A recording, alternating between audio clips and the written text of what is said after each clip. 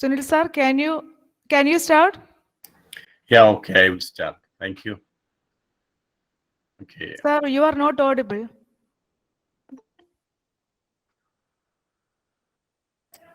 Now also you cannot see. Kelkamo, okay?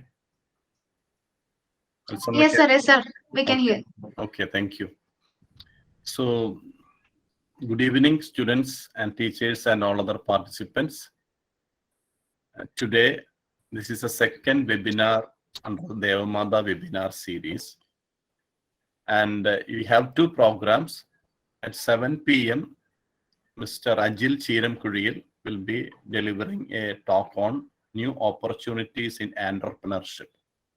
That will be at 7 p.m. And we have so many, about 4 participants who would like to present their research papers also. And I will tell you the names of those participants. One is Rekha Jose from SDC Kanjirapalli. And we have Radhika Santosh, Alina Agustin, and Anandakrishnan Acharya. These are the 4 students who will be presenting their papers. And as a rule, we will get around 10 to 15 minutes is the time allotted for a presentation. So don't take more than 15 minutes by any chance. And I think one of the teachers will moderate, and Dr. Elsama Joseph will be giving you details all about that. So I am happy that many students have joined this program. So on behalf of Deva Matha College and the Research Promotion Council and all the faculty members of the college, I extend each and every participant a special welcome. And I believe that you will have a enriching time today evening. So I request Dr. Elsama Joseph to give you the further details of the webinar series and about the presentation. Thank you. Jyotis Miss, please start the program. Yes. Thank you, sir. We are fortunate to have Dr. Jaymol James as our moderator for the session. Welcome, ma'am. And now let's start the presentation with a silent prayer.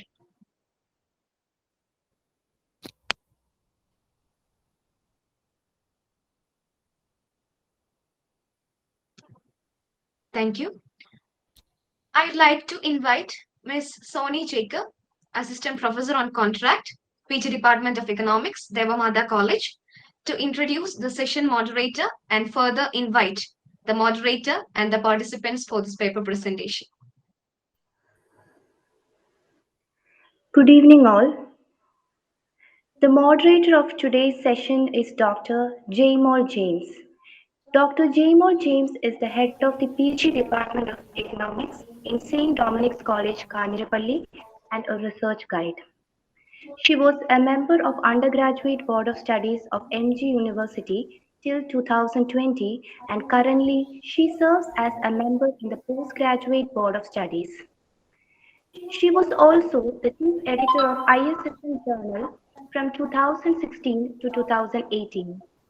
She has 5 publications and she has received her doctorate from MG University. I welcome Dr. Jaymol James to preside over the session, and I also welcome all the participants. First of all, let's start the presentation with Anandakrishnan Acharya on topic Economic Engine Nature as its Fuel.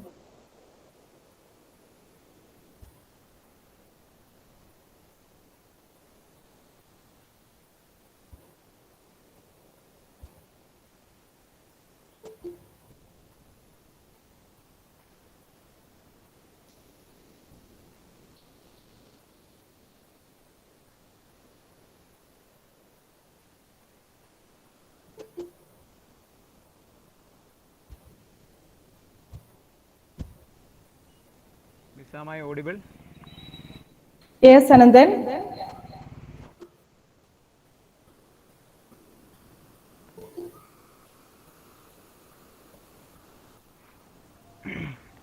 So my name is Anandakrishnan and I'm representing Deva Matha College, Kuravilangad. So I'm moving on to the topic.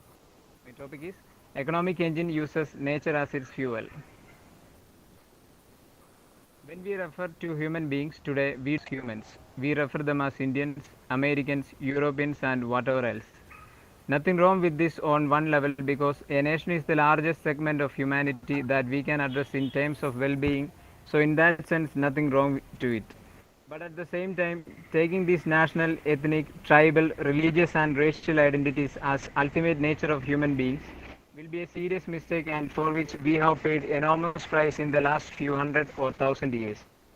When we look at our current education system, it is one of the most divisive things human beings have done.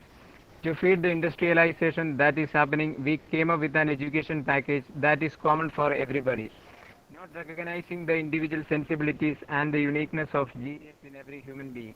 We are just came out with a massive extruder program where everybody will come out as a product that will fit into the economic process or the larger economic engine that we built.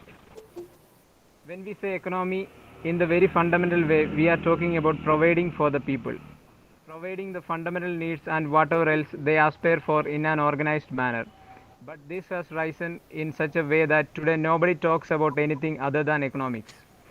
This is not a progressive thought. We are shifting to a place where our survival or organization of our survival process has become the supreme part of our thought. This is not a good way to go because survival is a rudimentary aspect. We have made it very complicated, but every worm, insect, bird, animal is able to take care of this with a millionth of our brain.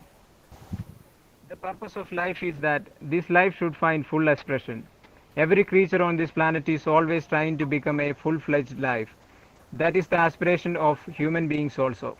But now we have made that thing of longing to become full-fledged life find expression only in economic ways.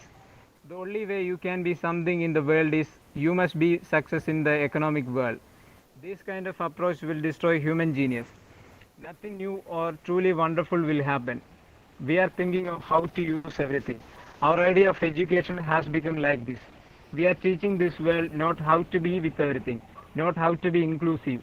We are teaching how to exploit everything. Today, every human being is a part of the larger economic engine that we have built. And it is unfortunate that we are driving it without proper clarity about it. This is the only reason we are ripping our planet apart for development.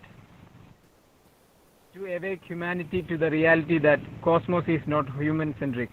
We are just a speck of dust in this existence. To create an economic system which includes every life on this planet. Economic activity is the basis of development. Without economic activity and development, it is not possible to feed 7.9 billion people. It is important to note that as to UN, the world population is expected to increase by 2 billion person in the next 30 years, from 7.9 billion to 9.7 billion person in 2050. At 9.7 billion people, even if the earth is exploited at its present or much more, each one of us have to live with 40% less resources that we are living right now. That means nobody is going to live well. As to World Meteorological Organization, atmospheric greenhouse gas concentrations and associated accumulated heat have propelled the planet into uncharted territory. Global sea level rise accelerated since 2030 to a new high in 2021, with continued ocean warming and ocean acidification. It rained rather than showered for the first time on record at the peak of Greenland ice sheet. Canadian glaciers suffered rapid melting. Death Valley, California reached 54.4 degrees centigrade during one of the heat waves in southwestern USA. Excess rain fell in many parts of the world like China, parts of Europe, South India, etc., leading to severe flooding, hundreds of casualties and billions of economic losses. We must be always conscious of the life other than human life. We must be conscious of everything that is alive, a tree, a plant, a blade of grass, a grasshopper hopping. We must be alive to everything. We have raised earning a living to the heavens today, unfortunately. Our entire education system is about how to earn a living. This is a way of completely destroying human intelligence. People are driving us in this direction because they have built one fake economic engine which they have to feed all the time. We are bringing up our children with the fear, continuously fear-based education, that if you don't get these many marks, you are finished. As to National Crime Record Bureau, over 24,000 children are committed suicide during past years. When our children commit suicide, we must know we are doing something fundamentally wrong. If children have to take their own lives, there is no worse thing that can happen to a society. Fear-based education must end. Fundamental goal of education is to enhance human perception, and this should be the goal of education. We cannot curtail human aspirations. The best thing to curtail is human population. If we do not consciously control this, nature will do it to us in a cruel way. The idea that we need to protect this planet is a convoluted idea, because it is not because of us that the planet is there. It is because of the planet we are there. Our existence here is not because of our economic activity. Right now we are made to believe it is because of the percentage of growth that's happening in this country we will live well. No, we will live well here if everything is green, beautiful, water is flowing, air is pure. We will live here. This idea has to go into every human being's mind, into every citizen's mind, into every child's mind. What we exhale, the trees are inhaling. What the trees exhale, we are inhaling. There is a constant transaction going on. If we stop this process of breath for 1 minute without transacting with the air around us, we cannot live for a moment. Similarly, on the level of water and on the level of earth, this transaction is going on. So how we keep the atmosphere around us, the water bodies around us, will determine the nature and quality of our life. So we must create an education and an economic system which includes every life on this planet. Thank you.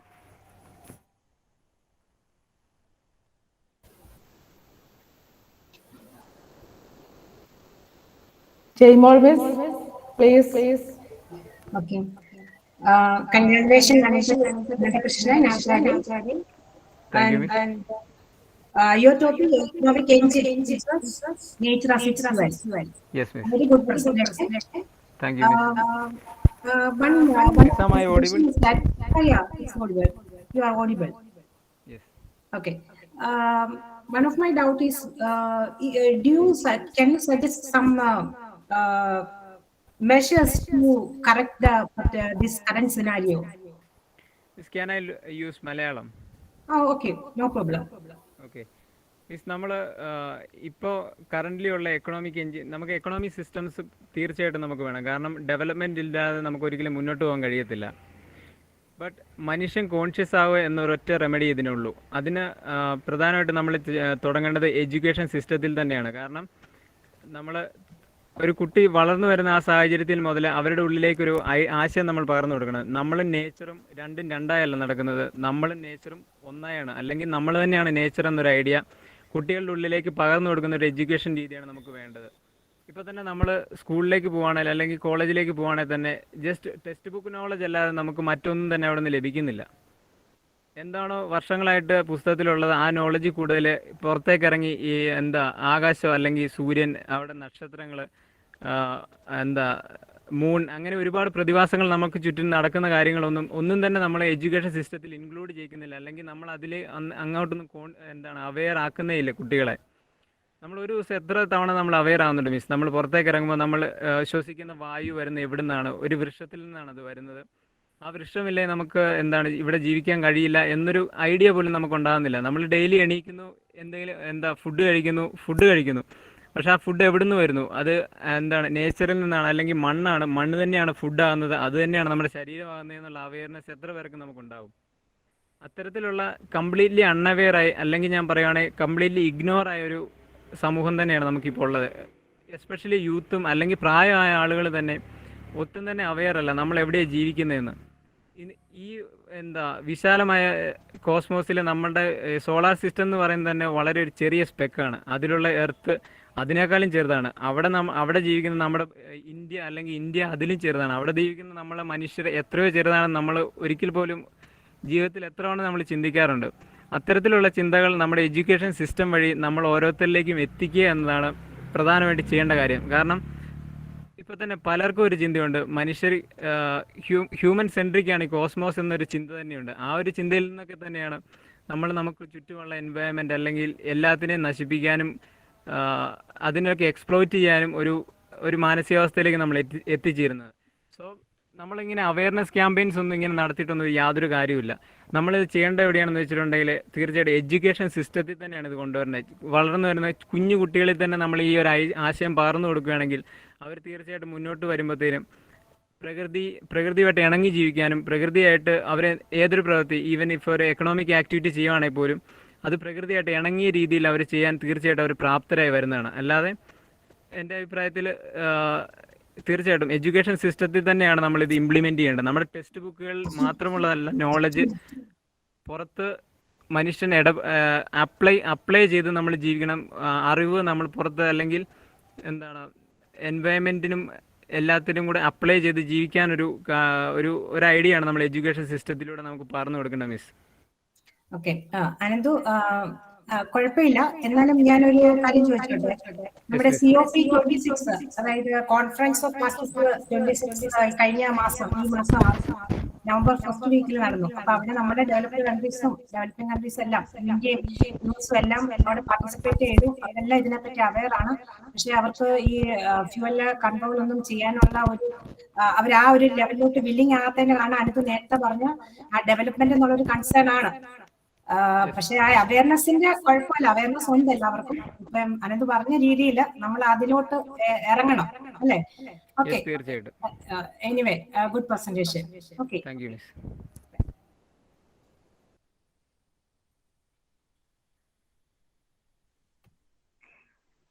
Thank you, Ananthakrishnan. Now, let me invite Ms. Rekha Jose to present on Green Tourism of Sustainability.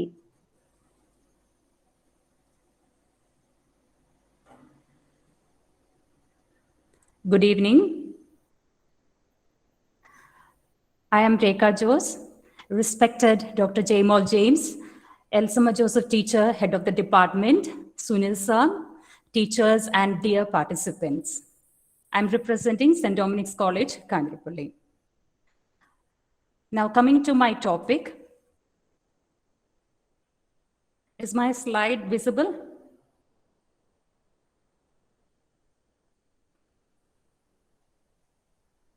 Is my slide visible? It's not visible. Okay.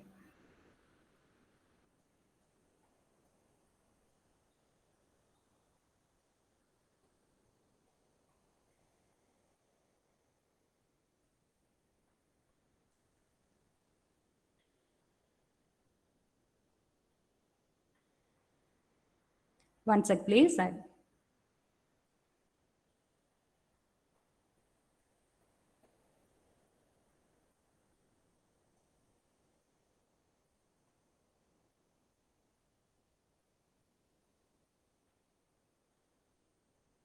Sorry for that small delay. I hope now the slide is visible. Your slide is still not visible, but we can see your mobile. Now it's coming. Thank you. Okay. Okay. The topic which I'm going to present today is green tourism and sustainability. The objective of this presentation is to explain the concept of green tourism. So to explain the concept, I'm explaining what is environment, tourism, green tourism, and the scope for green tourism in Kerala and how we can attain this type of sustainable tourism. First of all, what is environment? Environment is very important, and it means the sum total of things or circumstances that is surrounding an organism. It's a common property resource as it is known in economics. And there are a chance of free rider problem when we are coming to the case of environment. Now, why tourism? Tourism is the fastest growing service sector, and it is a way of making global integration possible. It's a promising and growing sector in Kerala, and it's a development option that we can always choose because by providing employment opportunities, it helps in reducing the poverty. But how Kerala can adopt green tourism. Kerala is blessed with natural beauty. It has a lot of beaches, backwaters, coastal areas, hilly areas, and so there is a lot of scope for green tourism. Before talking about the applicability of green tourism, I feel it's better to understand what are the impacts that the tourism is having on an economy. There are positive impacts and also negative impacts. While talking about the positive impacts, the first case that comes into our mind is about the employment generation. A lot of people get benefited from the employment that is generated. It can be in the hospitality industry, as guide, etc. So there is a direct benefit to the poorer sections of local community. There is a demand created for a variety of services, transportation, communication, everything is covered under that. And there will be a preservation of traditional customs, handicrafts that is happening, and that is going to build up a civic pride. Moreover, as the money is spent by the tourists, there will be a boost to the local community, local economy, and these foreign exchange earnings plus the extra tax revenue that we get is going to bring in multiplier effect and better standard of living for the people. At the same time, we should also know what are the negative impacts that it is going to have on our economy too. When the tourists are coming, there are chances that there will be a collapse of environmentally fragile areas. For example, there may be removal of vegetations, or at times wildlife can be disturbed. There are a lot of construction activities happening. Now, if you take the case of Munnar in Kerala, you know that there are a lot of construction activities that are happening. It is even blocking the view that a tourist might get. It is destroying the environment. In addition to that, there is a lot of traffic congestion that is happening, pollution that is happening because of construction, because of traffic, etc. So in another way, you see there is environmental degradation of the region that is happening. Now, another complaint or another impact, negative impact what we can see from this side of tourism is that most of the jobs that is being created are just seasonal.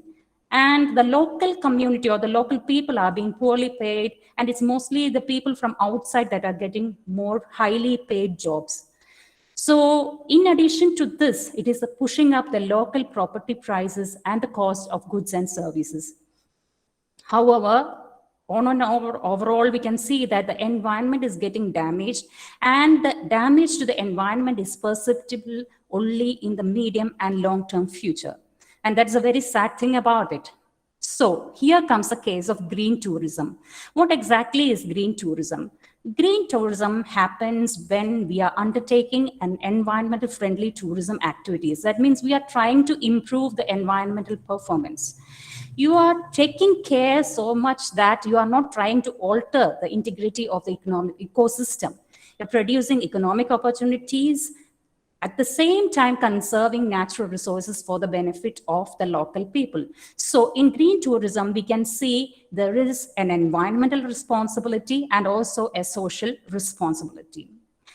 Overall, when you take a view of the green tourism, there is a generation of economic effect because the people or the tourists are coming to Kerala or a place like Kerala, which has a lot of natural beauty. And this is going to generate an economic effect. And when it is a green tourism, it is going to minimize the harmful effects on the environment. So there is a positive effect on the host and the guest. So there is a fair distribution of benefits that we can see. At the same time, there will be an optimal use of environmental resources. Now, why green tourism aspect has come so popular? The Global Sustainable Tourism Council has come out with a criteria called Global Sustainable Tourism Criteria, which has brought about around 23 criteria that shows the best practices to sustain natural and cultural resources so that we can maximize social and economic benefits for the local community and minimize the negative impact to the environment.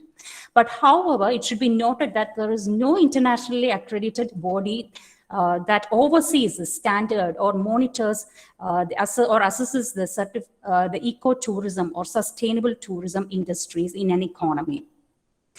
So there is actually a need for combining sustainability and green tourism. The UN World Tourism Organization has come out that under green tourism, we are taking care of three important aspects, that is environmental, economic, and socio-cultural aspects of tourism. So as these three dimensions are taken care of, it is going to have a positive impact on its community, local economy, and the environment. So in that way, it is going to bring in sustainability.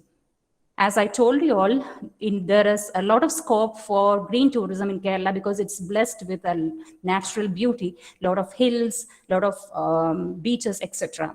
So when the green tourism is made popular in Kerala, it will ensure a peaceful, responsible, growing, and sustainable tourism, which will lead to economic development. Here in this case, you can actually take into case of environmental Kuznets curve. You would have heard about Kuznets curve, and when you apply it to the environment, you call it as environmental Kuznets curve. In the beginning, with the economic development, you will see that the environment is getting badly affected, but later on, things will become sorted out, especially if we are going in for green tourism. Now, how can we make green tourism a sustainable tourism?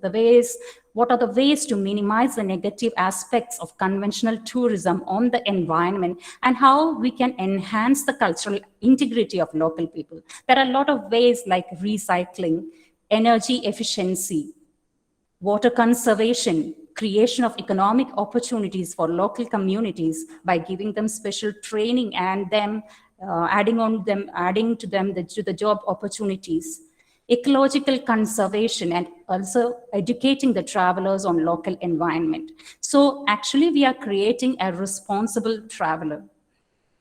It also, in addition to that, we can use environment-friendly green supplies. Sourcing of locally produced goods also will do a lot of help. Now, before I conclude, I would like to say that green tourism will make positive contribution to the conservation of the area's natural and cultural heritage. So in this way, it is going to help support and develop the area. And at the same time, it will also cut down the cost. So we are going to build a culture of environmental respect and protection through green tourism. It is going to provide a positive experience, and at the same time, it is going to attract more responsible travelers. Thank you for listening to me. Green tourism, as I would like to conclude, I would like to say that green tourism is like helping nature and at the same time generating income for an economy. Thank you. Congratulations, Professor Rekha Jose. A very good presentation. Thank you, teacher. Let me ask one question. Can you explain the social aspect of this green tourism? Actually, green tourism, the main aim is actually economic development, but still there's a social dimension we can add to it. Mainly when we are doing green tourism, there will be preservation of natural environment, and also there will be preservation of traditional customs, handicrafts, etc. In this way, we will be able to build the civic pride, which I feel will help enhance the social development. I hope that you're satisfied, teacher.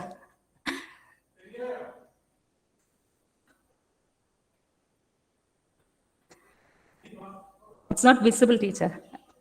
Hello, teacher, we can't hear you. Is it audible now? Yes, teacher.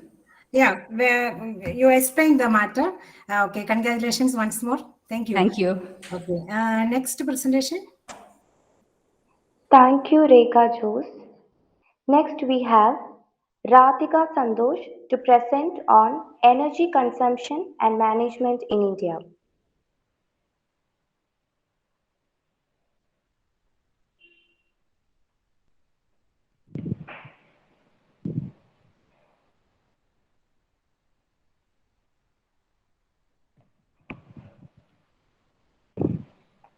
Good evening to all. I am Radhika Santosh from Deva Matha College, Kuravilangad, and my topic is energy consumption and management in India. India is the third largest energy consuming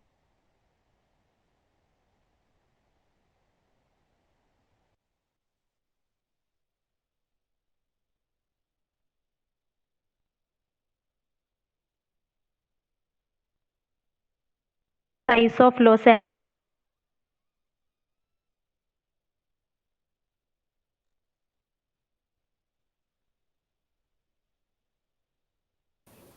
Radhika, we can hear you. To its urban population each year to meet growth in electricity demand. Hello.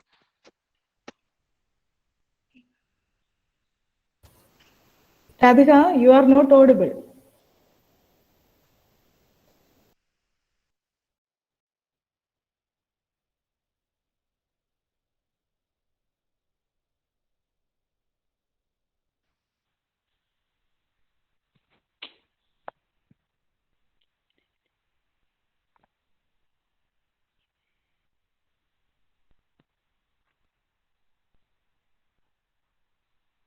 Hello.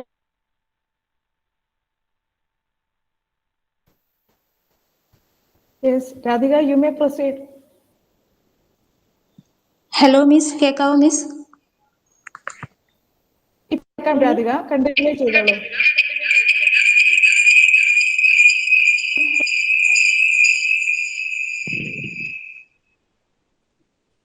Radhika കേൾക്കാം, continue ചെയ്തോളൂ.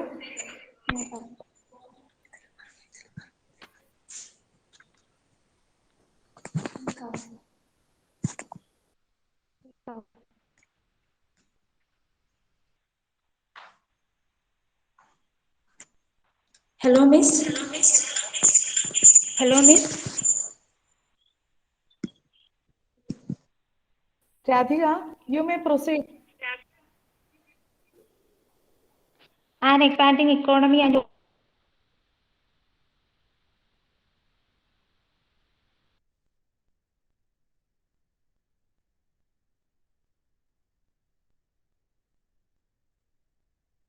population, urbanization and industrialization.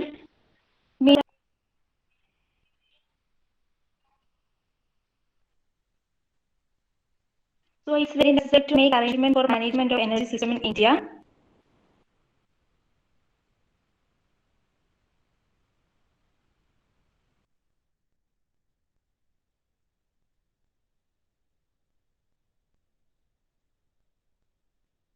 Largest energy consumer in the world. India's current population is 1.39 billion, and as to UN, India's population will be 1.64 billion by 2050. In order to meet the growing demand for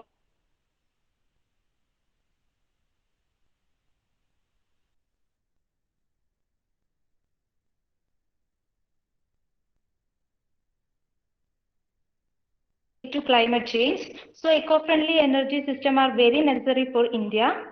This graph shows the share of energy from renewable resources in 2019. There are mainly two sources of energy.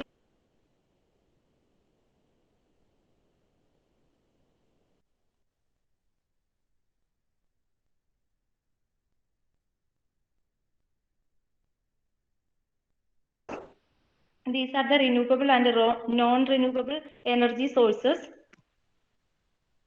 Coal production remains key to energy sources. Frequent labor strikes and natural disasters in India has had a harder time to meet growing market demand. India is the fourth largest consumer of oil and petroleum in the world. High depends on imports for its petroleum needs to other countries. Relies on imports to meet growing demand for gas, and electricity shortage hurts industrial output, and energy poverty also spreads inequality.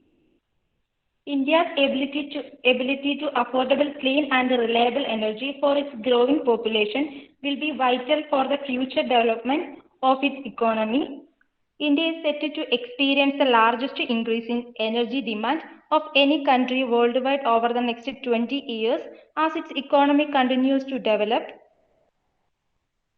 More than that of any other major economy, India's energy future depends on buildings and factories that are yet to be built. vehicles and appliances that are yet to be bought. India must reduce population. Transportation must shift to electric means. Unnecessary wastage of energy should be avoided. Use of renewable energy sources are solar, wind, ocean, geothermal, biomass, hydrogen fuels should be promoted. Thank you, Ms. Radhika, you presented the paper on energy consumption and management in India. You almost state all the factors in general, and മോള് നല്ലപോലെ present ചെയ്തു. ആദ്യം ഇച്ചിരി പ്രശ്നമൊക്കെ ഉണ്ടായിരുന്നു, അതുകൊണ്ട് ആദ്യം കുറച്ച് ഭാഗം കേൾക്കാൻ പറ്റിയില്ല. അപ്പൊ ഇതില് ഒരു കാര്യം കൂടെ പറയുന്നത് നല്ലതായിരിക്കും എന്ന് ഞാൻ വിചാരിക്കുന്നു. അതായത് ഗവൺമെന്റ് എടുക്കുന്ന ഒരു മെഷർ ഈ എനർജി കൺസംഷൻ വേണ്ടിയിട്ടും അതുപോലെ തന്നെ കാർബൺ ടാക്സ് അങ്ങനെയുള്ള സംഭവങ്ങളൊക്കെ പറ്റിയിട്ടും ഒന്ന് മെൻഷൻ ചെയ്യുന്നത് നല്ലതായിരിക്കും. എന്നാലും ജനറൽ ആയിട്ട് ആ ടോപ്പിക്ക് വളരെ ഭംഗിയായിട്ട് തന്നെ പ്രസന്റ് ചെയ്തു. അപ്പൊ നമ്മൾ ഈ ഗവൺമെന്റ് ഇപ്പം പറയല്ലേ സോളാർ എനർജി കൂടുതൽ യൂസ് ചെയ്യണം, അപ്പം പിന്നെ അതുപോലെ തന്നെ കാർബൺ ഒക്കെ എമിഷൻ കുറയ്ക്കാൻ വേണ്ടി കാർബൺ ടാക്സ് ഒക്കെ ഇൻട്രൊഡ്യൂസ് ചെയ്യണം. അപ്പൊ അങ്ങനത്തെ കുറച്ച് കാര്യങ്ങളോട് ഇൻക്ലൂഡ് ചെയ്യുമായിരുന്നെങ്കിൽ കുഴപ്പമില്ലായിരുന്നു. എന്നാലും നമ്മൾ നല്ലപോലെ പ്രസന്റ് ചെയ്തു, ആ ടോപ്പിക്കിനോട് നീതി പുലർത്തി. Okay, congratulations. Thank you, Ms. Okay.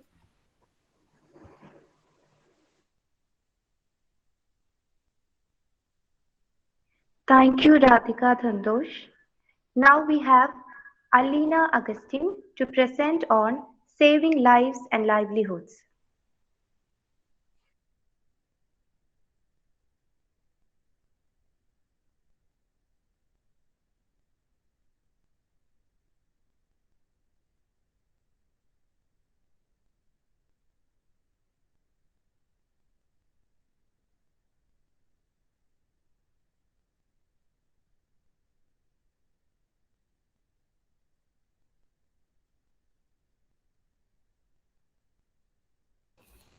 Alina, you may start the presentation. Okay.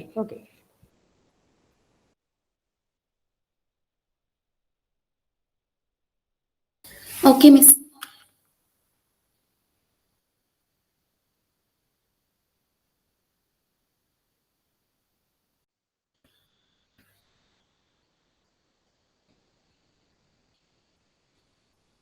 Alina Agustin, and I am representing Deva Matha College, Kuravilangad. My topic is saving lives and livelihoods amidst a once-in-a-century crisis. During the initial phase, with 500 confirmed cases, India imposed lockdown from March 2020 to June 2020.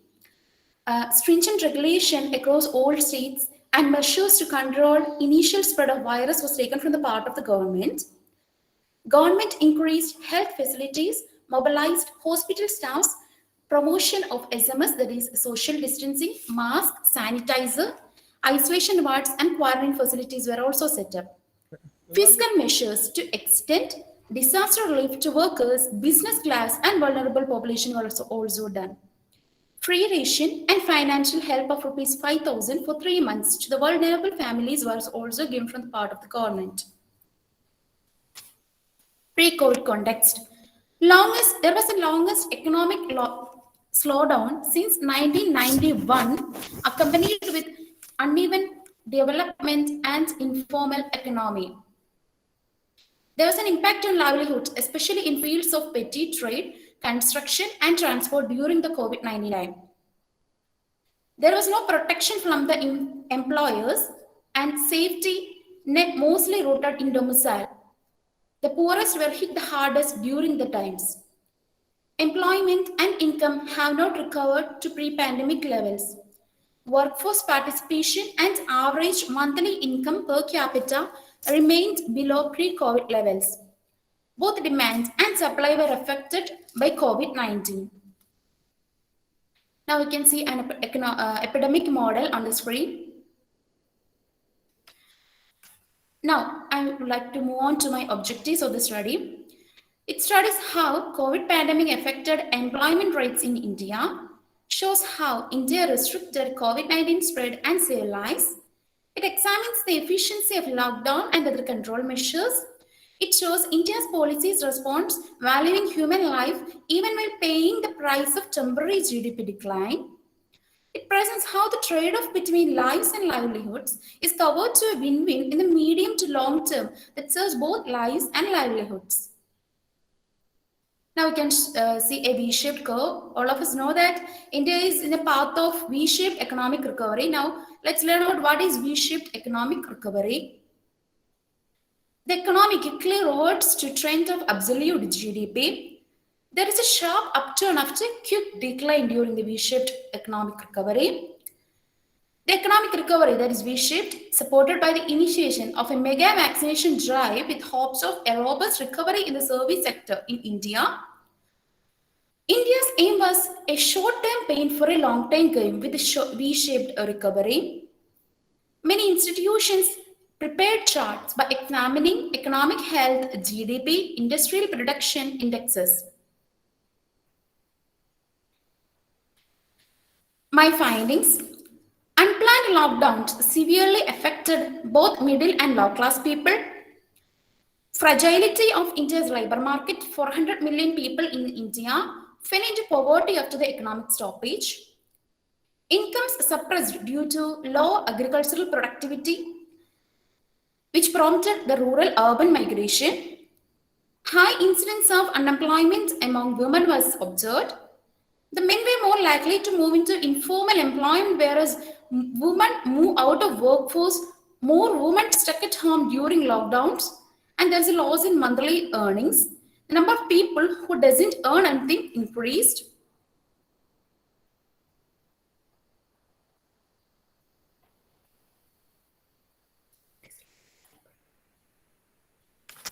Now I'd like to move on to the conclusion. COVID-19 drastically hit the Indian economy. Disease and even starvation led to the death of many Indians. Environment is the only sector that got a positive impact from COVID-19. At present, India is equipped to deal with an increasing number of COVID cases. Lockdown reduced transmission. People followed the government prescribed rules. Unemployment is its peak, which triggers hunger issues, poverty, and psychological factor. The drawbacks of the government policies was that there is a low testing capacity. There's an impact on low-income, migrant, and daily workers, and there is a little guidance among the ordinary men. And many migrants are stuck in the country, and they are not able to return to their workplaces. Thank you all.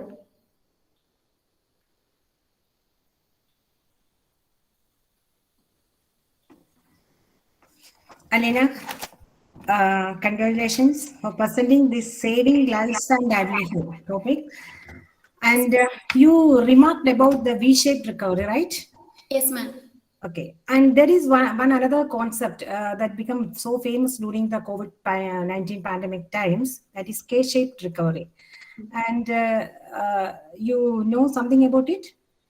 I heard it, ma'am. I know that much deep knowledge about that. V-shaped recovery mean എന്താ V-shaped recovery എന്ന് പറയുമ്പോൾ നമ്മൾ പെട്ടെന്ന് recover ചെയ്യുന്നു. V-ഷേപ്പിലാണ് growth, sudden ഡിക്ലൈനും sudden ഇൻക്രീസും വരുമ്പോൾ V-ഷേപ്ഡ്. പക്ഷെ ഇപ്പം വേൾഡിലെ മൊത്തം ഒരു ഇതെടുക്കുവാണെങ്കിൽ, നമ്മൾ കാണുവാണെങ്കിൽ നമുക്കൊരു K-ഷേപ്ഡ് റിക്കവറിയാണ് കാണാൻ പറ്റുന്നത്. K-ഷേപ്ഡ് റിക്കവറി എന്ന് പറഞ്ഞാൽ different areas of the economy recovers at various speeds. K ആണ് ഷേപ്പ്. ചില ഇക്കോണമി പെട്ടെന്ന് റിക്കവർ ചെയ്യും, ചില സെക്ടേഴ്സ് നല്ലപോലെ റിക്കവർ ചെയ്യും, പക്ഷെ ചിലത് ആ ഒരു ഡിക്ലൈനിങ് ട്രെൻഡ് തന്നെ കാണിക്കും. ബട്ട് ഡിഫറെന്റ് ഏരിയാസിൽ ഡിഫറെന്റ് ടൈപ്സ് ഓഫ് ട്രെൻഡ് കാണിക്കുന്നുണ്ട്. അപ്പം അതും കൂടി ഒന്ന് പറയാമായിരുന്നു. പക്ഷെ നല്ലതുപോലെ മോൾക്ക് പറ്റുന്ന പോലെയൊക്കെ മോള് ചെയ്തിട്ടുണ്ട്. എന്നാലും ഞാൻ 2-3 സജഷൻ പറയാണ് ഇനി പേപ്പർ പ്രസന്റ് ചെയ്യുമ്പോൾ. പിന്നെ അതുപോലെ തന്നെ നമ്മള് മോളിവിടെ പറയുമ്പോൾ കൺക്ലൂഷൻ പറഞ്ഞപ്പോൾ നമ്മുടെ poor and marginalised section of the society, അത് അവരെയാണ് മെൻഷൻ ചെയ്തത്. അവരെ മെൻഷൻ ചെയ്യാൻ വേണ്ടിയിട്ടാണ് ലൈഫ്സ് എന്താണ് ടോപ്പിക് എന്തായിരുന്നു, സേവിങ് ലൈഫ്സ് ആൻഡ് ലൈവ്ലിഹുഡ്. അപ്പം നമ്മൾ ഒരു പേപ്പർ പ്രസന്റ് ചെയ്യുമ്പോൾ നമുക്ക് വേണമെങ്കിൽ ഒരു കമ്പാരിറ്റീവ് സ്റ്റഡിയും കൂടെ നടത്താം. കാരണം ഈയിടെ ഒരു ഹിന്ദുവിൽ ഒരു ആർട്ടിക്കിൾ വന്നല്ലോ, അപ്പൊ അതിനകത്ത് റിച്ച് ആൻഡ് ബില്യണേഴ്സിന്റെ ഒക്കെ നമ്പർ ഈ കോവിഡ് ടൈമിൽ ഭയങ്കരമായിട്ട് അവരുടെയൊക്കെ എന്താണ് അസറ്റ് ഭയങ്കരമായിട്ട് ഡബിൾ ചെയ്തിട്ടുണ്ട്, ഡബിൾ ആൻഡ് ട്രിപ്പിൾ എല്ലാം ആ ഒരു ലെവലിൽ പോയിട്ടുണ്ട്. അപ്പം അതും കൂടെ വേണമെങ്കിൽ നമ്മൾ ഒരു പേപ്പറൊക്കെ പ്രസന്റ് ചെയ്യുമ്പോൾ ഒരു കമ്പാരിറ്റീവ് സ്റ്റഡിയും കൂടെ ഒക്കെ നടത്താം. പക്ഷേ എനിവേ നല്ല പ്രസന്റേഷൻ ആയിരുന്നു. ഞാനൊരു സജഷൻ 2-3 സജഷൻ പറഞ്ഞത് മാത്രമേ ഉള്ളൂ. Okay Okay, Miss. Anyway congratulations കേട്ടോ. Thank you, Miss. Good presentation. Thank you, Miss.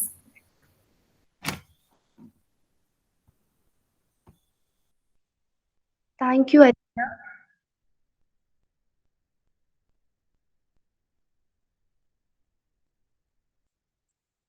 Thank you all. The paper presentation session has come to an end. I'd like to invite Ms. Anne-Mary Sebastian, Assistant Professor on Contract, PG Department of Economics, Deva Matha College, Kuravilangad, to deliver a few words of gratitude.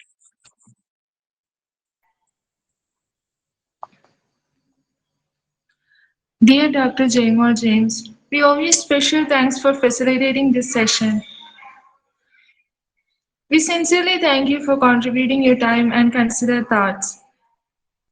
And I thank our HOD, Dr. Elsama Joseph, for hosting this webinar. We also thank Anandakrishnan Ajari, Rekha Jose, Radhika Sandosh, and Alina Agustin. This was a very informative session. Thank you again for being part of this webinar.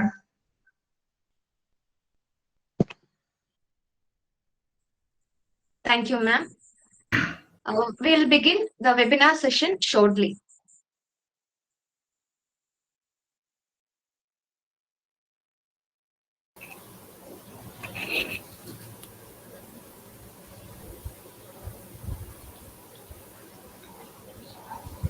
Good evening. Our resource person will come at 7 p.m. So we have to wait for some time. Sunit sir, anything to say? Anything to say? Mr. Ajil Chirangurin has made a request a few minutes earlier, but I couldn't accept that. You just please contact him if possible and try to join him, ask him to join again.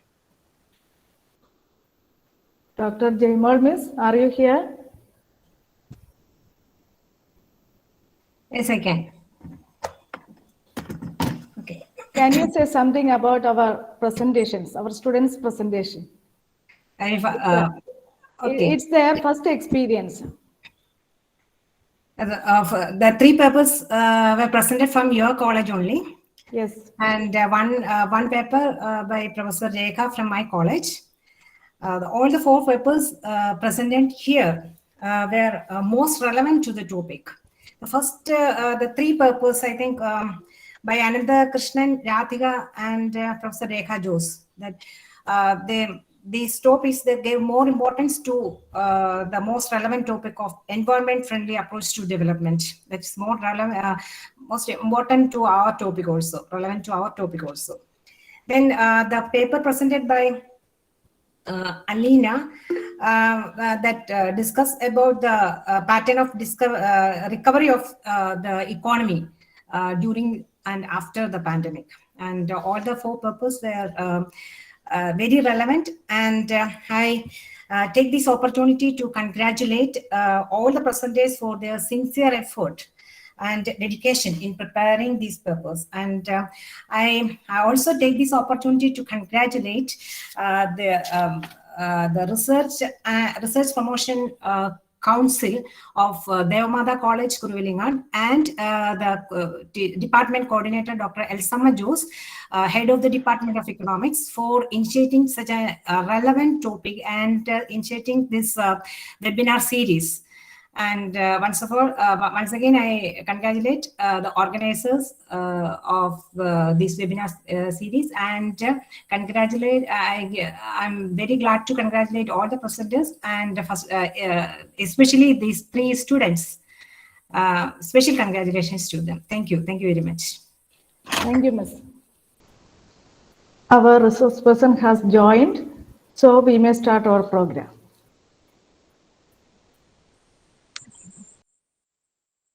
Good evening, everyone.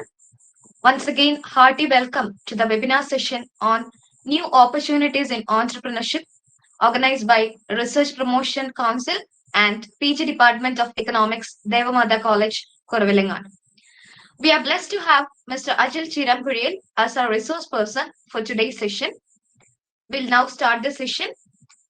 Now, I would like to invite Dr. Sunil Joske, Coordinator, Research Promotion Council, Deva Matha College, Kuravilangad, to deliver the welcome address. Distinguished resource person, Mr. Ajil Chirampuriyal, and the teachers, Dr. Elsama Joseph, and dear participants, good evening all. So we have already finished the first part of our webinar series, and we have 4 participants, and they had their wonderful presentation also. Now we will be going to listen to a distinguished resource person from Oman. He will be giving you a talk on new opportunities in entrepreneurship, and he's a very distinguished person in this field, because he has been in this field for last 20 years, and he has good experience in general management, finance, accounting, auditing, consulting, and marketing. And he has also trained several entrepreneurs and is in establishing businesses. So we are happy that we have such a good, such an experienced person. And before that, I will also tell you about the purpose of this webinar series. Basically, our idea in hosting a webinar like this is to enhance the research output of the Deva Matha College. Because when we are speaking about colleges, the research is always a low priority area. Because we have a lot of problems, especially with regard to fund. That is the main drawback in establishing good facilities. But one advantage of the colleges is that colleges are catering to the poor students, and majority of the colleges are in a rural area, and they are catering to the rural students. So if you think that if there are no PhD guides available in colleges, majority of the teachers who are working in colleges may not be having a PhD. So you can think of the importance of developing research in colleges, because universities most of the time are located in urban areas. Even if they are located in rural area, it is not easy to get into a PhD or to get admission for a PhD in a university, because they have their own entrance examination. And to clear these entrance examinations, students have to go to some entrance coaching. Without some coaching, without going for a net coaching, it is not easy to clear a UGC net or CSIR net. So most of the time that will be giving a preference to the rich students, and poor students may not be having such opportunity. So importance of developing research in colleges, research quality in colleges, is that colleges always cater to the rural students and to the poor students. So even we believe that by slowly undertaking these sort of webinars, we can slowly improve the quality of research.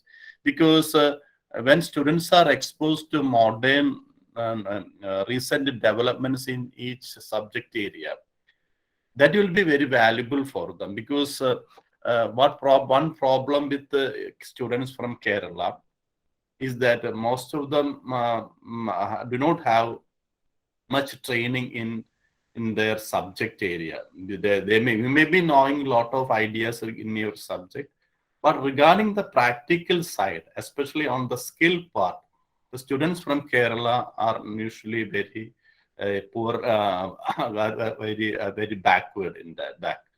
So that is one major problem, because now the students of Kerala are global citizens. You know what happens immediately after many of you may be going to some foreign countries. The number of students who are going to foreign countries are increasing every year. So you are now a global citizen. It is important that you should have global skills. you should have an idea of what is happening in other countries of the world. And today we have Ajil Chiran Kurian. He is a very good, very highly experienced person. I think he will be sharing a lot of ideas and how you can improve your skills, and also what you can do to start and improve the skills of establishing and by to be a good entrepreneur. And I am happy that he has kindly accepted our request. And on behalf of Deva Matha College, Research Promotion Council, and all the teachers and students of this college, I extend you a cordial welcome to this webinar series. Welcome you, Mr. Ajil Chiran Kuriyal. And we have several other teachers are here, and several many students are here already. More than 125 students participants have joined this webinar. I'm happy that such a large number of students have joined this webinar.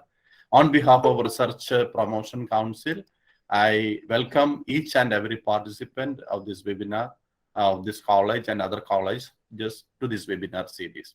So once again, a hearty welcome to all. Thank you.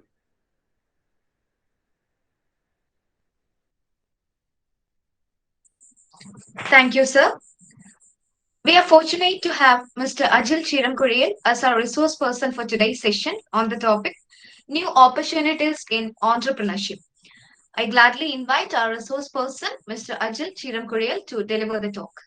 Please, sir.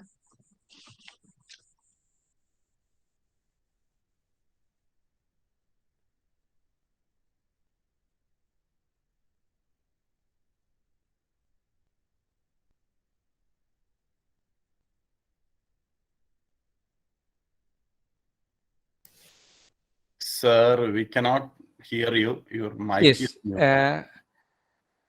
Okay. Thank you so much for the invitation. And am I audible? Yes, Now sir. you are Yes, audible. yes, sir. Yes. Thank you. Thank you. This is after 20 years back. I am coming back to Deva Matha College again after 20 years back, because I still remember that almost 10 days I spent in Deva Matha College as part of my NCC training when I was in PDC in college time. And it is my pleasure to be with you, students of Deva Matha College. And if you can, few of you can show your faces so that we can have a little interaction, and so that it will be more lively, and whoever having the courage or whoever possible can show your faces, it will be good too. Okay. And we will be starting with the background of the entrepreneurship, and who is an entrepreneur, and 7 reasons why should become an entrepreneur, the challenges facing by the entrepreneurs, and the 10 rules of successful entrepreneurship, and selection of a business idea, and the how we can create an entrepreneur based mindset. And here I have the few questions for you. And in our basically as Sunil sir mentioned, in our background basically from Kerala, many of them thinks business is whether it is a good or bad. A few of you can just if one or two can just share your business is good or bad. What do you think? One or two can just otherwise I'll go ahead with it, because basically in our Kerala background, many of them thinking that business is like looting the people, or always taking the advantage of the weak, and so many. When we come to the entrepreneurship, first of all, we need to come out from that mindset, mainly the mindset of the mindset. And again, making money is good or bad.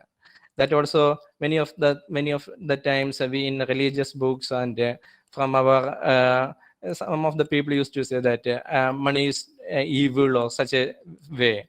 But it will be, we also need to think that one, the benefit and how we use the money. That is the Money always, it is like a neutral, and how it will be utilizing, that is the. And again, we need to be come out from this mental barriers when we prepare for the entrepreneurship.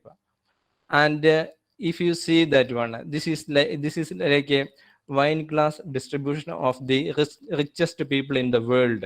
If you see in the top 20%, top 20% people is holding almost 82% of the wealth.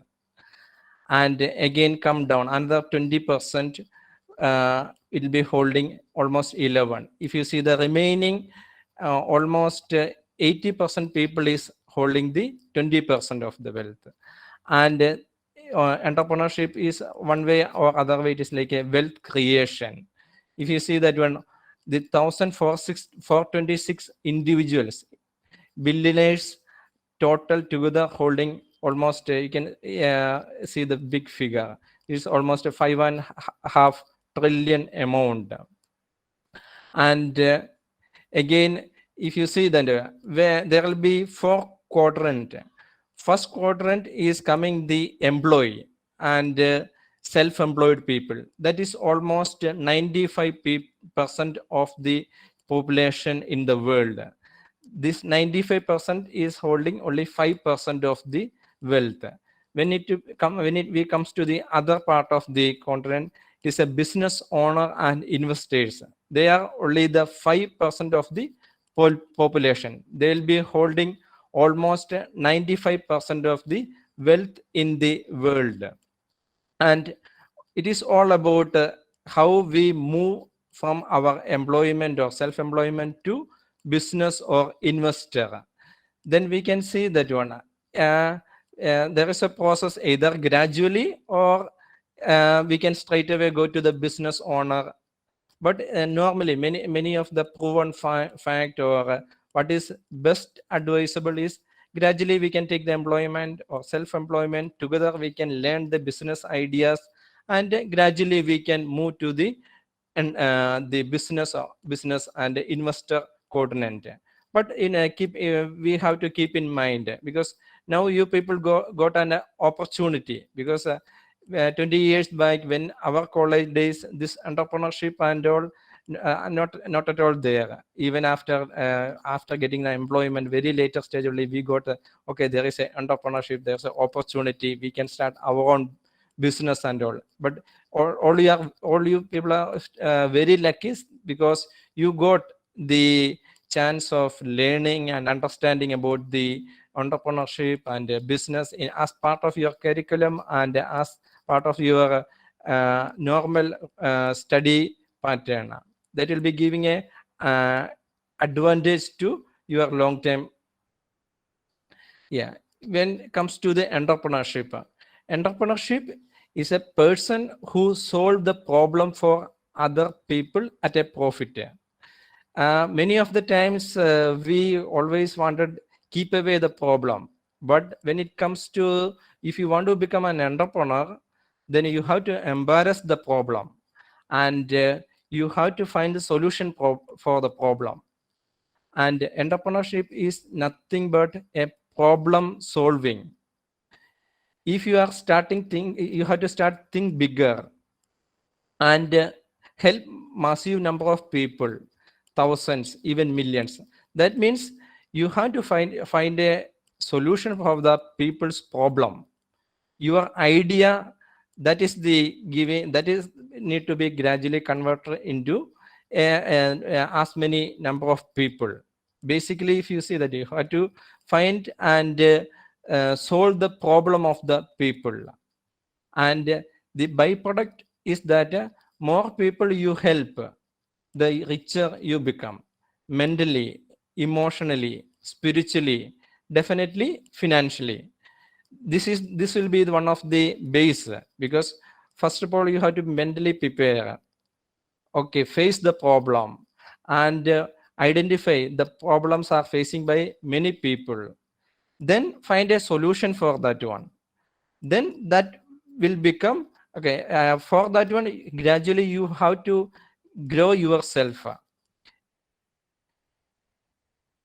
Then now we'll be coming to the 7 reasons why you should become an entrepreneur. Because there should be a solid reason. Previously, we saw that one for quadrant. One is for the employee and self-employment. That is having a lot of limitations.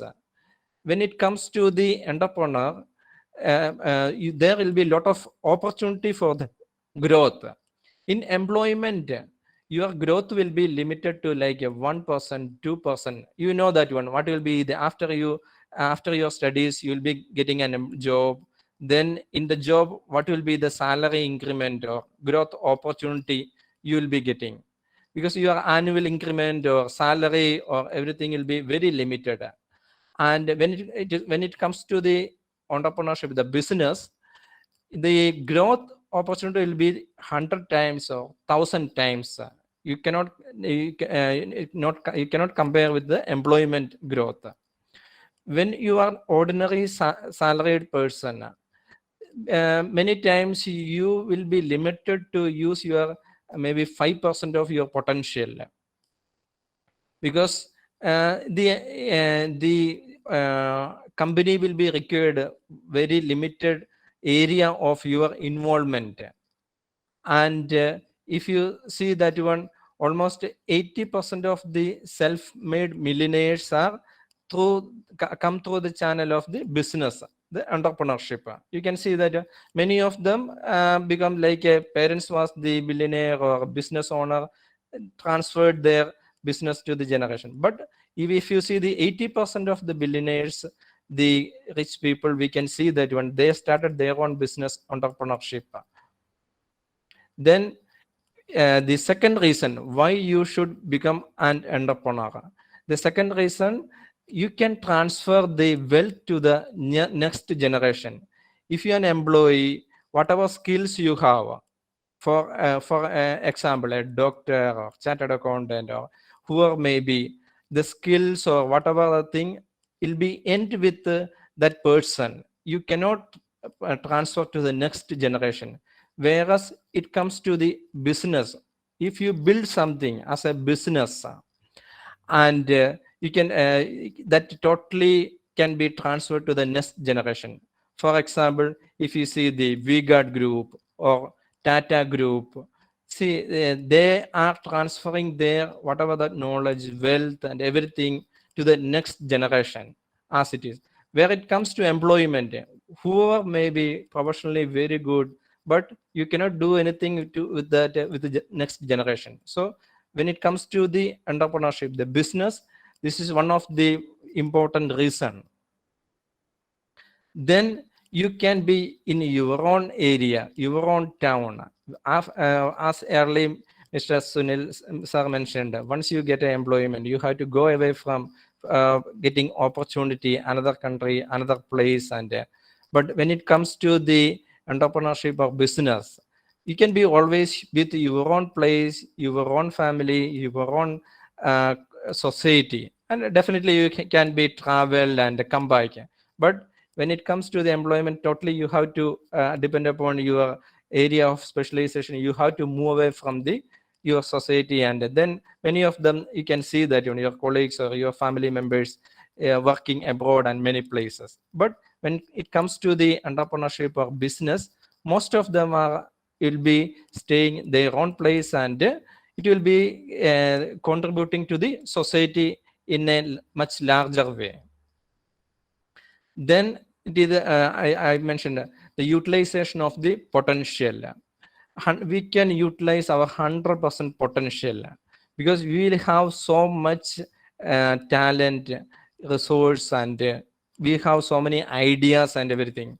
When it comes to employment will be required only the idea which that is limited to the job which is required, and many of the times your good ideas may not be considered or encouraged.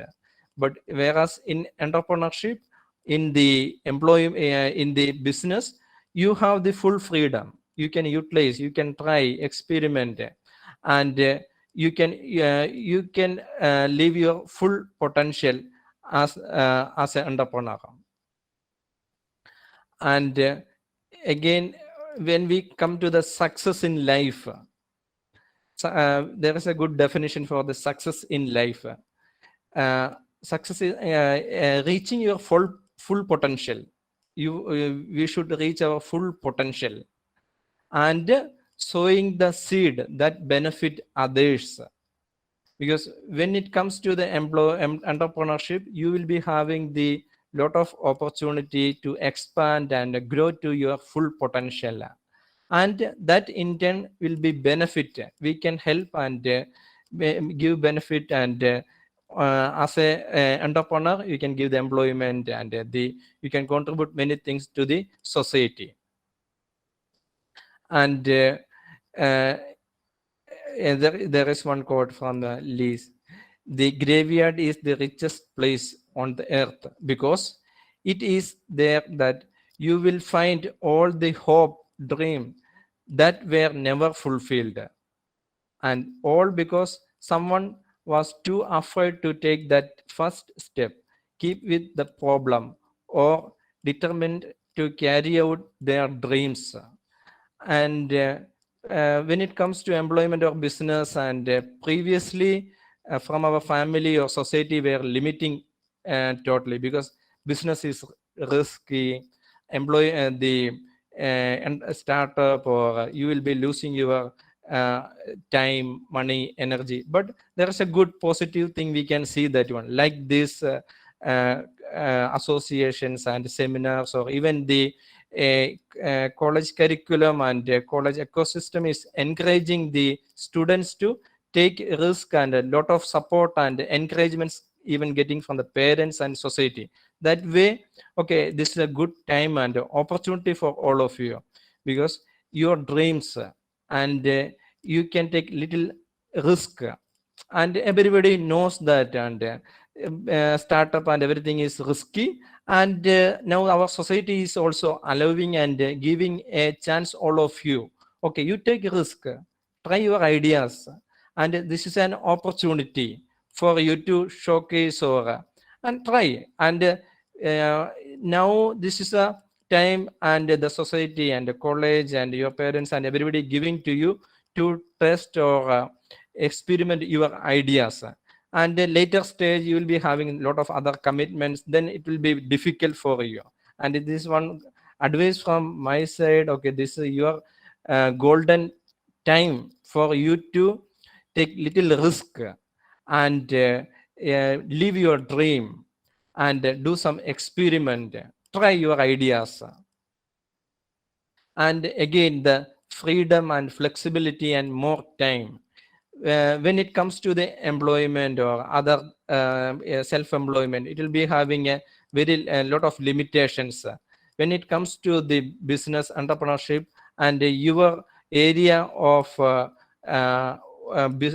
area will be like open to all the country and all the place. Then again, the tax advantage, you know that you are after getting an employment, and before getting your salary, the TDS will be there. After deducting all the TDS, all the tax, only you will be able to get it. Whereas in the business will be taxed after all the expense and everything. The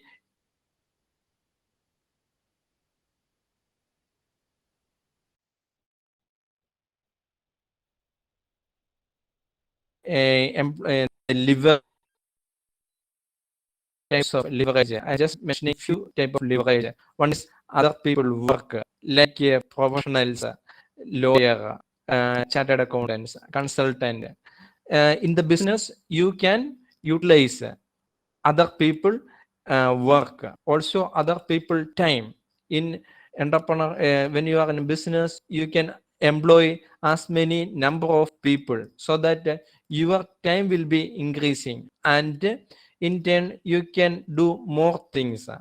Then other people idea, because when you are an employer alone, you will be having your own idea only. When you are in the business as a team, you will be having a lot of minds working with you.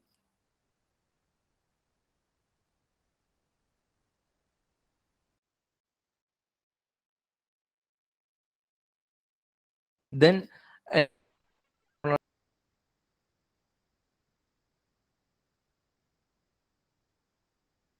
because as an individual, nobody going to give big amount of to do something. But when you are in the business or startup, then you will be having the access of other people money, and again other people experience. This is a leverage. It is a big topic itself. So when you are gradually building your knowledge level on the entrepreneurship, you have to spend time for learning more about the leverage. What are the leverage? How you can utilize for your advantage. Now many of the times leverage is working against you. So you have to understand there's a lot of leverage, and you have to work with you, work for you. You can make leverage work for you. Then business, is it risky? We always hear that one, business is risky, startup is risky. Why you want to venture? You can study well, get a good job, paying job. There is no much risk on that one. What will happen if an accident? You are a family man, you are getting an accident, because you know that when everything will end there. Similarly, okay, in the case of business, there will be risk, but only thing, the rich people take educated risk. This means that they used to do a lot of research, due diligence, and based on the solid information and fact, when you take the decision, then your risk will be reduced. You know that one, insurance, lot of hedging mechanisms are there in the business. And here, when you have the plan to do any business or do any startup, then slowly, step by step, initially you have to identify what are the risk area, and after understanding, making a detailed research, due diligence, gradually you can venture into that one. And small businessmen take calculated, the smart businessman take the calculated risk. That is like a risk mitigation strategies in the business. Then if you see that one, more than 2 million new business are started each year, and out of that one, almost 90% of them are dying over a period, and only 10% of business only withstanding a decade time of test. And you have to understand what are the reason for the failure of many of the startup. If you analyze that one, the major reason, normally almost 25% of the business are dying in the first year of their starting. Then it is reaching to the second year 36, like that by the time of 10 year. And when you have to decide, you want to be in the 90% or 10% of the withstanding or successful business. And the major reason, one is incompetence of the person who is leading the business at the startup. That is coming almost 46% of the thing. Then lack of managerial experience, because when it comes to the students and especially the young graduate, and there is a lacking lot of experience, and also lack of experience in line the goods or service, the idea you are choosing. And now for all see, there is a lack of managerial experience. Now there is a lot of ecosystem support system available to mitigate this type of issues. For example, when it comes to the medicine, the doctor, they'll be spending more than 5 years of study. When it comes to, I am myself a chartered accountant, more than 5 years of time spent for the learning, even for the practical, almost 3 years of 3 years of articleship when it comes to the engineering. But when it comes to the startup or the business, many of them just doing, that will be ending up with the big failure and a huge financial loss to the family. And that's why many of the parents or families are afraid to encourage the children for venturing in the startup or business. You have to keep these things in mind, and you can slowly, gradually prepare yourself. And nowadays, the money is not a issue. There is lot of funding options, government subsidies, and also government schemes, also like angel fund, and lot of investors are ready for invest and support for the good idea. But funding is not the issue. But only thing, you should have the experience, learning, knowledge, and good idea. And again, the good thing is all business skills are learnable. That is one of the advantage which we have, because all the business skills that we can learn, and most of the successful entrepreneurs are started with nothing.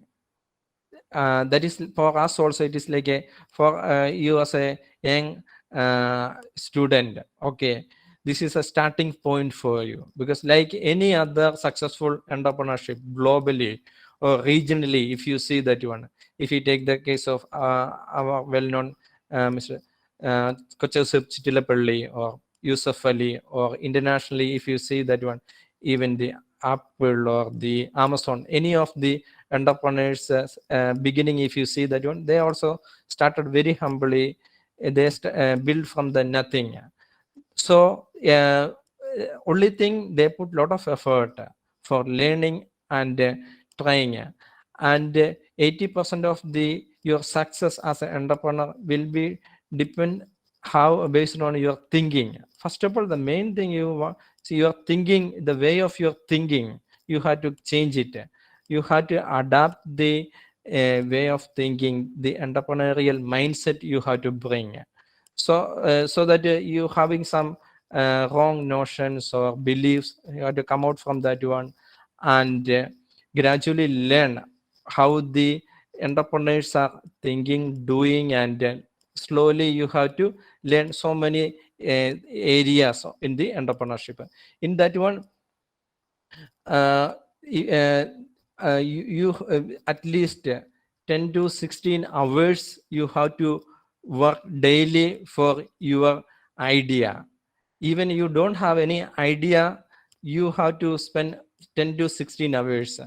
Maybe it is for the reading or attending a seminar. Nowadays in YouTube and internet, lot of resources are available, and you can also be part of some of the business, and at one point, okay, at least 10 to 16 hours you have to work for your idea, for your entrepreneurial dream.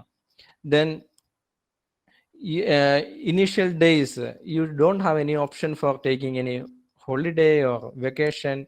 You have to sacrifice maybe your entertainments or family get together, or you have to fully dedicate for your dream. Then many of them may be already knowing the law of attraction. You have to this law of attraction work for you, and you have to learn how they make the law of attraction work for you. You are a living magnet, and you are attracting the people, circumstances in harmony with your dominant thought. So that you have to be have a positive and the dream which is in line with your entrepreneurial goal. So you have to be make your mindset with a positive, and what is you want to attract, what are the things you have to come to you.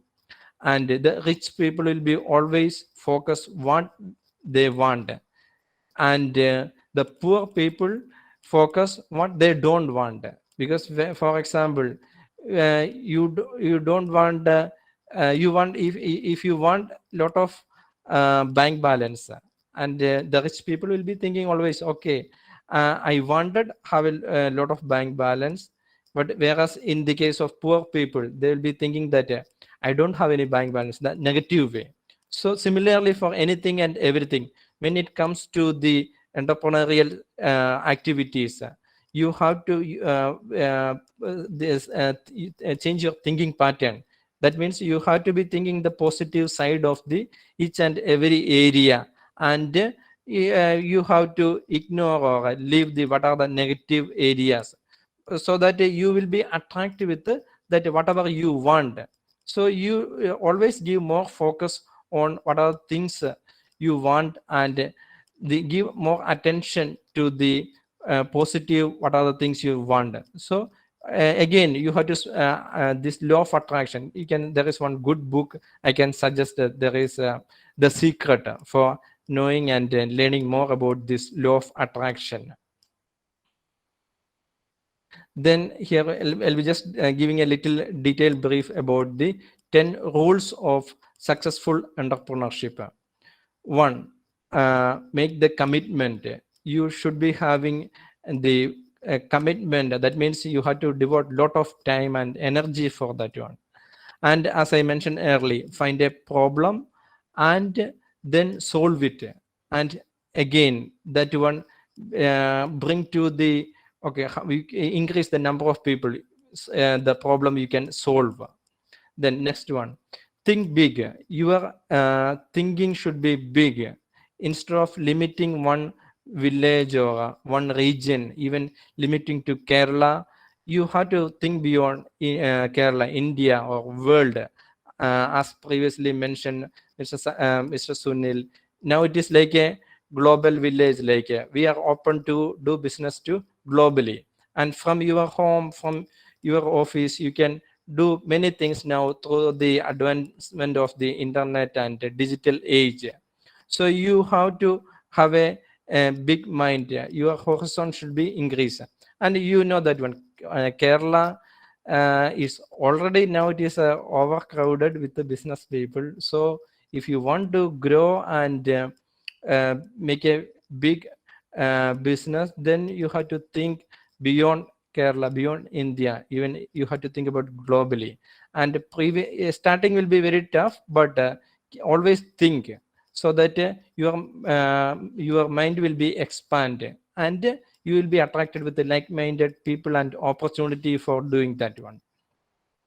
You can't do it alone, because you have a big dream. For achieving that big dream, you should have a big team. So you have to identify the right people who can join with you. Many times you think that your profit will be shared, or your benefit will be shared.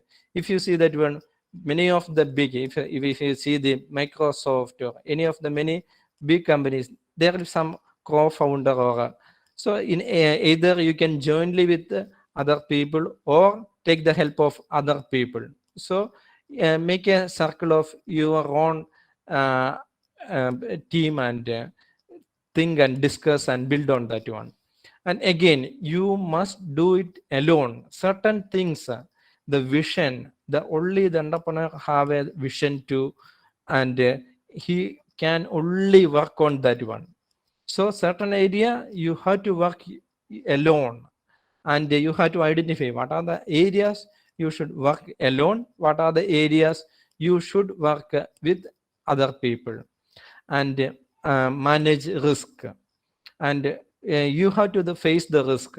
You can, in entrepreneurship, you cannot avoid the risk, because always on daily basis you will be facing one or other type of risk, but you have to manage how to face, overcome, and foresee the risk, what are things going to happen, accordingly plan, and make a mitigation options for that one. Again, learn to lead.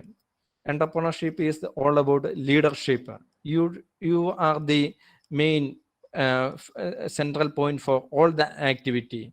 You have to give the leadership, the guidance to all the team members and people in your team. And also you should have the leadership quality. And again, most of the leadership qualities you can develop. And next one is learn to sell, the marketing. And if you have an idea, and as we seen in the previous slide, many of the dreams and many of the people are it will gone as in the graveyard. It should not happen in your case, because even you have a good idea, you have to learn how to market it, and even your product and your business. That is a skill, and you may think that your marketing you can outsource, or you can entrust with some of your employee or staff. That will not work out. That is sometimes that will be the reason for the failure of the many of the startup. So you have to learn how to sell. Then persistence, perseverance prevail, because always you should have the energy. Many setbacks will be there. Then many of them who are along with you may leave you, or you may face lot of challenges. So and many times you will be putting lot of effort, nothing working, and you cannot see any income generating or revenue. Whatever your time, energy, resources, money, it will be burning. Still you should be persistent, keep on work. It may take 1 year, 2 year, 3 year, 4 year, but it requires lot of patience and perseverance. So when you prepare these are all coming. Okay, you have to mentally prepare yourself. Then play game for the life. This is a game for the life, and it is tough and challenging, but it is rewarding. And when we comes to the idea, selecting a business idea, see, either it will be a service or product. We can see we can divide into two categories. All business idea, it may be a service or a product. And again, when it comes to the reality, that service or product either giving people what they want, that is like a pleasure. That means giving a positive energy or pleasure to the people. Then a second thing is avoiding or eliminating that there is some pain or some difficulty. See, your product or service is something valuable to the market, then only demand will be coming. Either it should be eliminating a pain or difficulty or giving some benefit. For example, you know that when Apple or mobile phones new features comes, that will be giving more pleasure or advantage, benefits. Similarly, a new medicine, when it comes, okay, avoiding the pain, like that, either it is avoiding a pain or it is giving a pleasure. It can be categorized. Then you have to identify an idea, and wherever there is a issue or problem, there is an opportunity.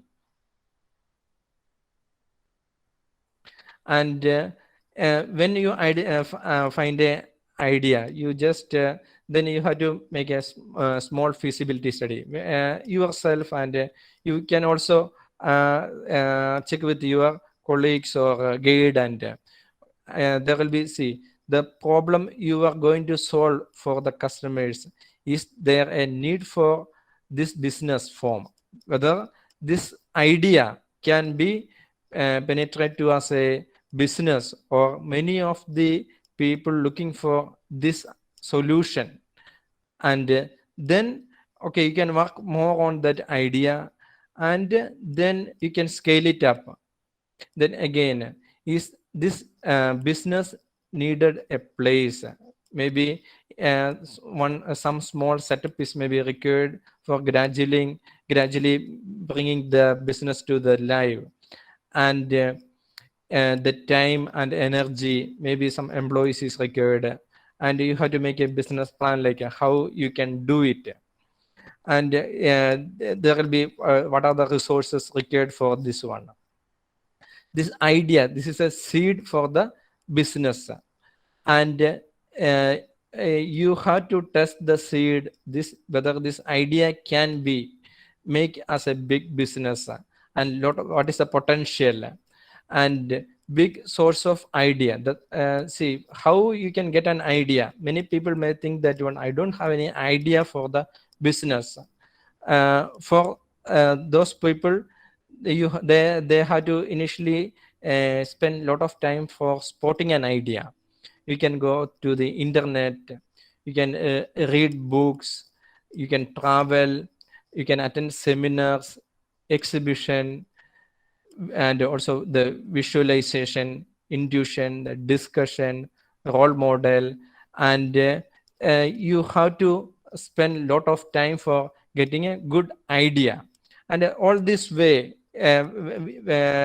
keep on try, keep on dream, and then associate with the people like-minded, and then gradually you will get an idea over a period. Then you have to work on that idea, and that idea gradually you have to convert as a business model. Then as I mentioned earlier, you have to totally fully dedicated. The many times we think that when rich people are just lazy or careless, or but the fact is different. They are working like 10 to 16 hours a day minimum, and initial stage they'll be sacrificing lot of their entertainment, and then later only it will become their business, their system becomes start to working for them. Till that time, till you reach a certain level, you have to spend lot of time and lot of sacrifice. Then the last portion I also shared with one handout. In that one, the last page is mentioned the entrepreneur mindset actions. What are the actions you can take for growing your entrepreneur journey and getting new ideas, how you can develop the entrepreneur mindset. You can, like for example, you can spend a lot of time for reading books. Also there is a lot of women entrepreneurs nowadays, and there is also a lot of resources available for how a woman can become, how we can be a good entrepreneur. And also the business training programs, lot of training programs available. You can take 1 or 2 courses for the business related, and also a lot of business like documents available, audio books, and also the video programs all available. So you have to initially you need to spend a lot of time for learning, understanding. Then you have to associate with some successful or already growing entrepreneur. Then you can try your own with the help of few of your friends or your like-minded people. Thank you so much for the sharing my ideas. And if you have any questions or Thank you, sir. Thank you for such a great session. And now it's the time to have an interaction on the topic. Participants may unmute themselves or may use the chat box to express their doubts and questions. Also, there's a reminder that the feedback form link is given in the chat box. You may just click on the link and submit your feedback. Once you have submitted the feedback, you can generate the certificate of participation from your mailbox. Thank you. The participants may please proceed with their questions.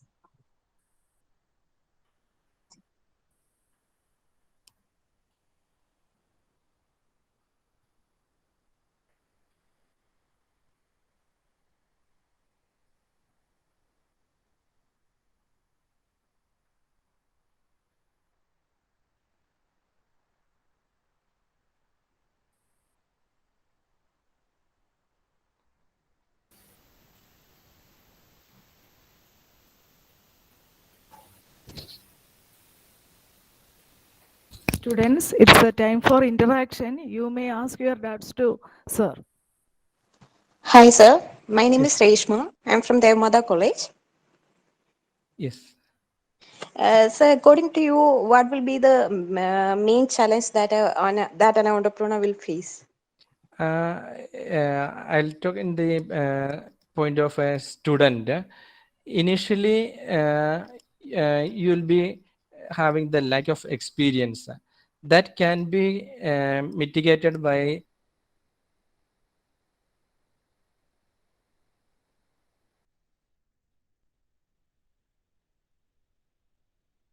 the help of them. So now in the government base also there is a lot of entrepreneurial ecosystems are available. Be part of that one and be actively engaged on so that you can learn and be in the rhythm of the gradually you can learn a lot of things. And it is always better to go for a slow process and pace instead of doing something and spending a lot of money and ending with a big financial problem, or that maybe again it will be very difficult to try another idea. And so you can be part of some good ecosystem of the entrepreneur and associate with good entrepreneurs and learn and slowly try your idea. Okay. Sir, please explain the concept of angel investors. Angel investors, basically they are the successful entrepreneurs and they want to help upcoming entrepreneurs having new ideas who is lacking the financial or the support. So there are a lot of angel investors are available. For reaching to them, you should have a good idea and you have to prepare yourself. And your ideas should be solid and you should be having a very good understanding about the startup, the procedure. And so initially you have to prepare yourself.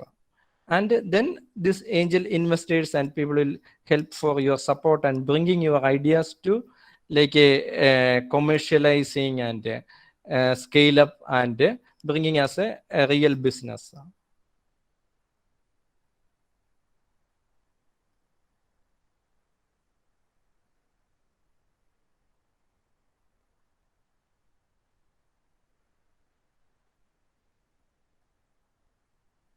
And I suggest all of you just try. This is a chance for Sir, you to. Sir, am I audible?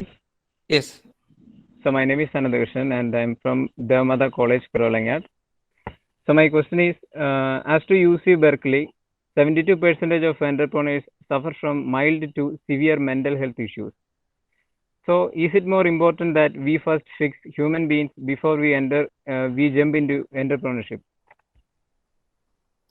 Yeah, that's why even I mentioned also we have to prepare mentally what are the challenges, and also we have to expand our mindset to face all these challenges. And in an employment you will be specializing one subject and your area of operation is very structured, whereas when it comes to entrepreneurship you will be forced to manage many things together: finance, HR, the fundraising, marketing, managing the operation. There will be skewed and pressurized. So it should be, that's why I'm suggesting also, certain people are blessed with high potential, like just piece or maybe few of the people, but many of them like normal people need to be mentally prepared, need to be take the slow and gradual process, so that and also the in the small scale you start and do it, so that it will be within your range and reachable, and the risk also will be very limited.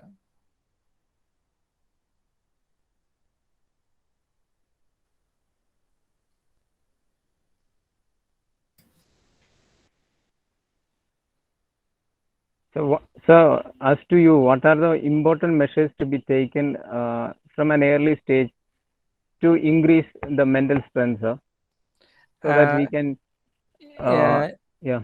Yes, I also shared with one of the handout. In that one last page, you can see that one certain specific things, so that you have to prepare yourself, and you have to expand your mind to face all these challenges.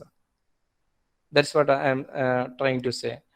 And now you can learn and understand whatever the successful and failure. And again, you have to evaluate yourself. What is your potential strength? And you can focus on your strength area, and whatever lacking area, minimum basic things you have to add, or be partner with other people who have that strength. And maybe initially when you try new idea, okay, you can take the jointly or partnership, so that the risk level or support level will be increased. Okay, sir. Thank you. Ms. Arya Unnikrishnan, do you have a question? You have raised your hand. If you have a question, please ask.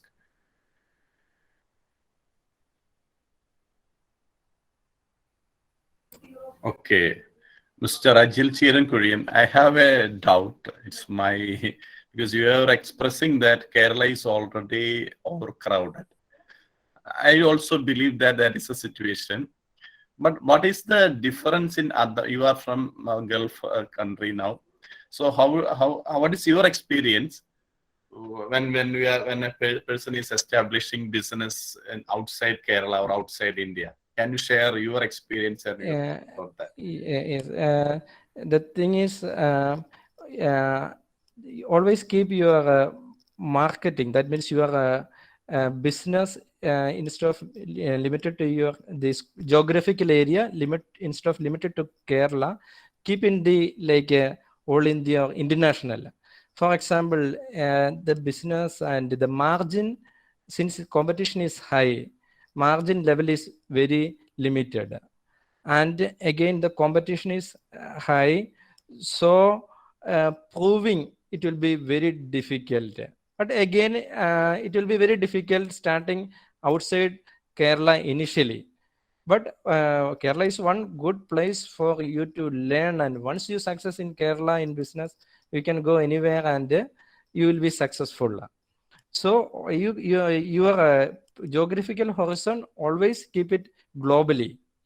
And again, when you take the business idea also, keep that can be expanded to globally, so that your idea will be easily scalable, and the failure rate will be very reducing, and the success will be increasing, and the support level also will be like the angel investors or other investors support also you will be getting. Okay, thank you.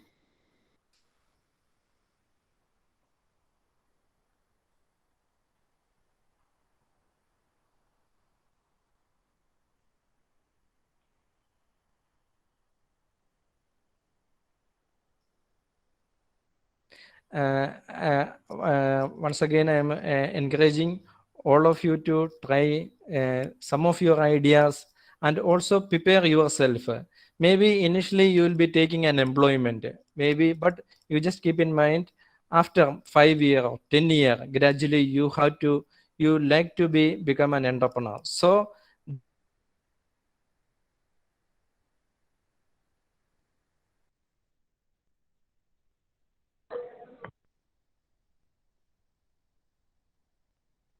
there you can help more difficult in the at present or in the initial stage, or you may be having a lot of commitment and all, but keep in one point of time in your life, but gradually parallel you prepare yourself and keep this small idea as an entrepreneurship. You want become an entrepreneur so that you can help so many people, you can utilize your full potential. So slowly one part of your mind keep this one, and slowly let it grow. And other people who have the opportunity or do now itself, go ahead, try your idea, but slowly the reasonable level which you which based on your capacity, do it. Even you may fail 1 time, 2 times, 3 times, but keep it. Even 5 times fail, still you should have the energy, resource to go further.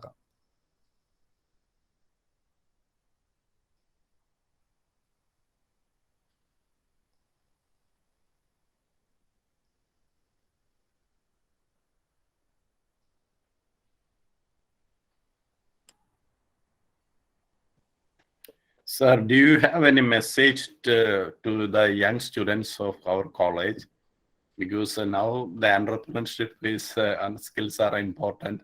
So what's your suggestion or what's your message to the students or to the graduate students and postgraduate students? You have Yes, as I mentioned, this is the opportunity for you, the entrepreneurship. You got in the very early stage in your life. You prepare yourself and slowly, and wherever possible, you do experiment and also associate with the opportunity. And again, all of you cannot become an entrepreneur. That also reality.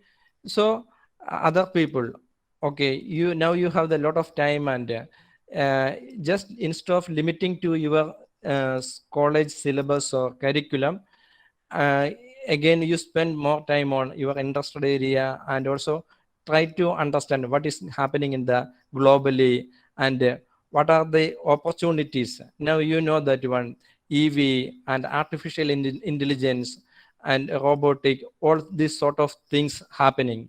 And maybe it is away from your subject, but you have to understand this is the future.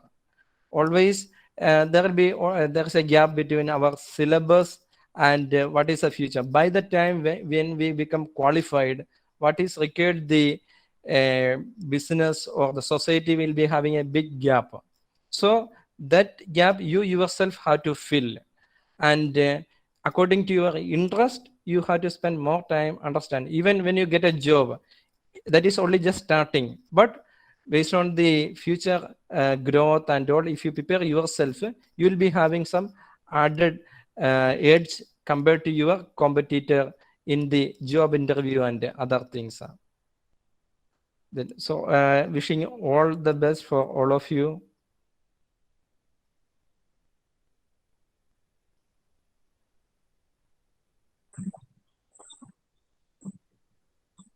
I hope there are no further questions.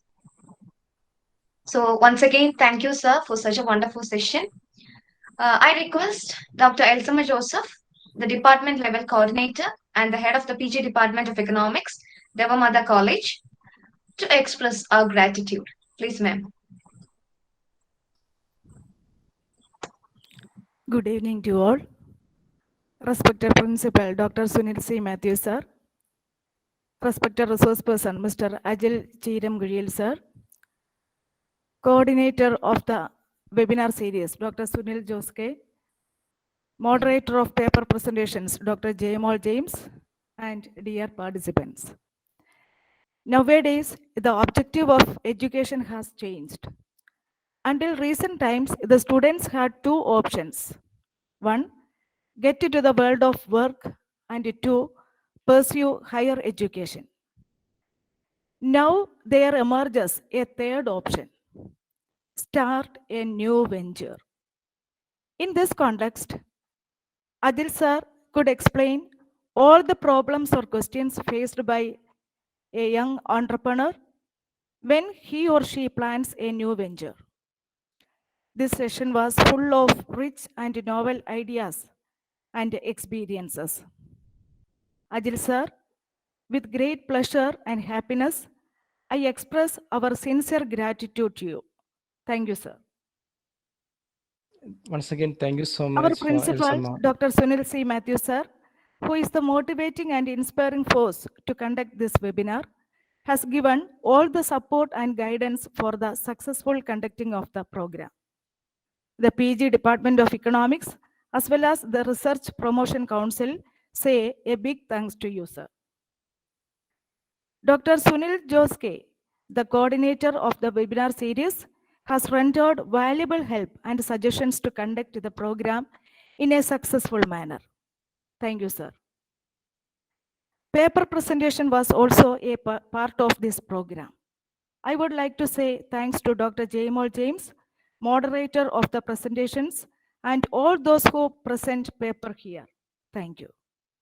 It's my pleasure to say thanks to faculties of other colleges and Deva Matha College, students of other colleges and Deva Matha College for their participation. I express my sincere gratitude to my economics family members, Jinu Miss, Jyotis Miss, Soni Miss, Harikumar Sir, and Anne-Marie Miss to make this venture a great success. Once again, thanks to all.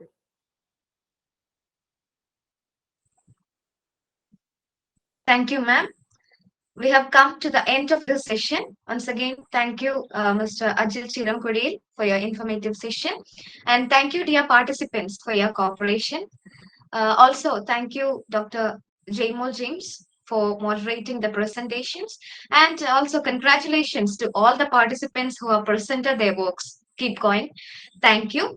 And I kindly request all the participants to submit your feedback using the given link in the chat box. The link will be active for another 10 minutes. Thank you all. Thank you, sir. Good night.